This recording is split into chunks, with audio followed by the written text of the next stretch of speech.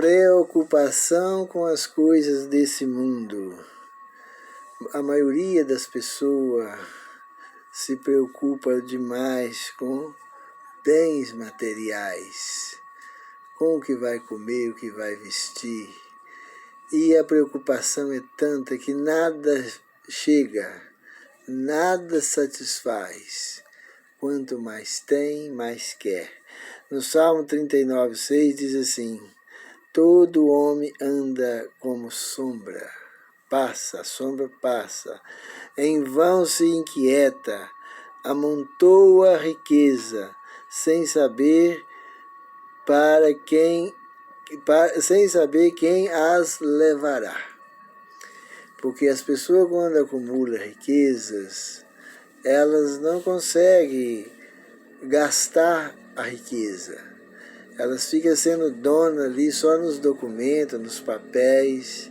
Se tem mais de uma casa fica para outros. Elas só têm direito de morar em uma casa. E assim sucessivamente. Mas as pessoas preocupam muito. Lá em Salomão, o homem mais rico do mundo e o mais sábio do mundo, ele tinha autoridade, né, moral para falar sobre essa parte aí financeira, de riqueza.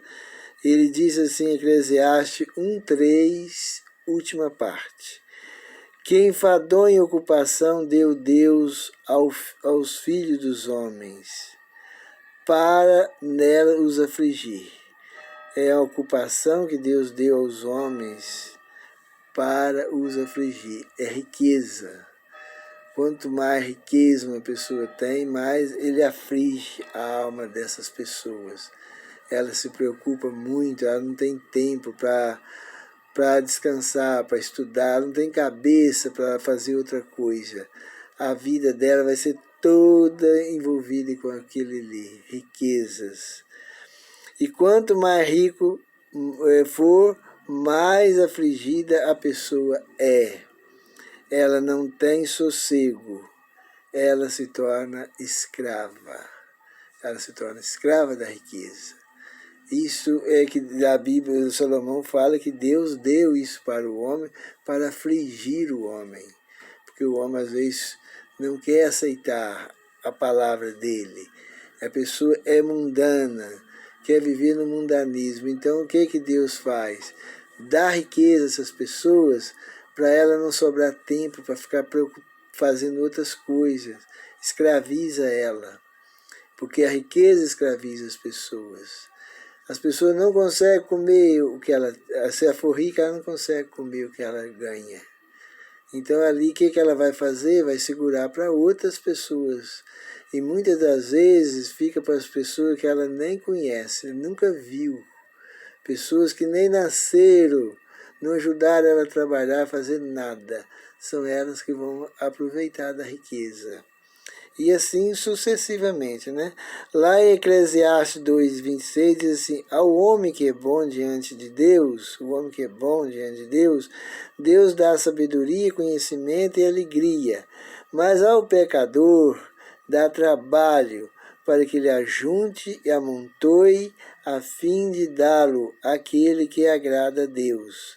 Isso também é vaidade e aflição de espírito.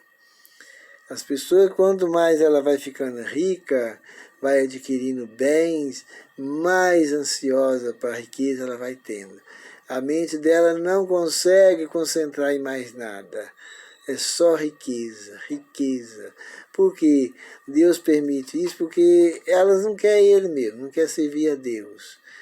Então ela fica ali, ocupada naquilo ali. Mateus 6:32 diz assim: os gentios... No Mateus 6:31, Deus dá um conselho para quem estuda a Bíblia. Diz assim: portanto, não andeis ansiosos, dizendo: que comeremos, que beberemos, ou com que nos vestiremos. As pessoas que é fiel a Deus, confia na palavra de Deus e conhece a palavra de Deus, elas não ficam preocupadas com essas coisas. Elas podem trabalhar, economizar, fazer suas economias para ter um dinheirinho para pagar as dívidas, né? quando estiver mais idosa, ter um conforto, isso não é pecado. E nem Deus condena essas coisas. Mas eu falo é preocupação desequilibrada. Pessoa que só vive atrás do dinheiro, atrás de riqueza, ganhar dinheiro, ficar rica. Porque isso não resolve. O gentio preocupa com essas coisas. De certo que vosso Pai Celestial sabe que necessitais de todas essas coisas. E o Senhor Jesus diz, buscai em primeiro lugar o reino de Deus e a sua justiça, essas coisas vos serão acrescentadas. Não precisa ficar preocupada com isso aí. Se a pessoa buscar fazer o bem, viver a palavra de Deus, obedecer os mandamentos do Senhor, devolver seus dízimos, fazer o trabalho, obedecer a palavra. Aí o que vai acontecer? Automaticamente essas bênçãos materiais, ela aparece.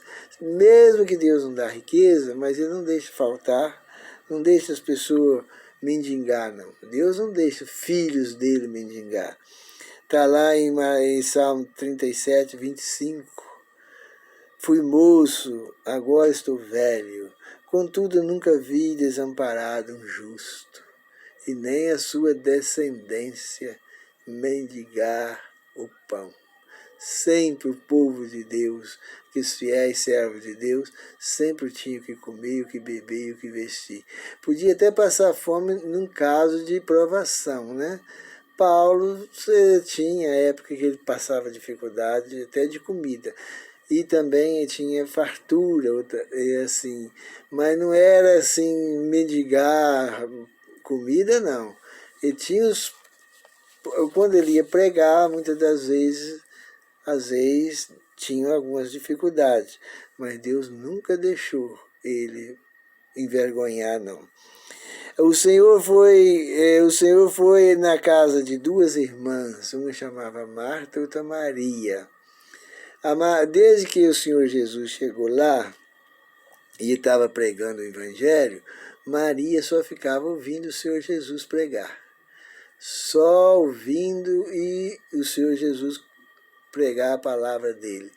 E Marta já era muito preocupada em servir a mesa. Fazia comida, fazia o almoço, fazia o lanche lá, lavar as vasilhas sujas, e aquela preocupação ali. E Marta foi e reclamou com o Senhor Jesus. Senhor, o Senhor não incomoda de ver eu trabalhando sozinho e Maria aí? Ele falou, Marta, ela escolheu a melhor parte. Porque vazia, suja, isso pode deixar para depois, né?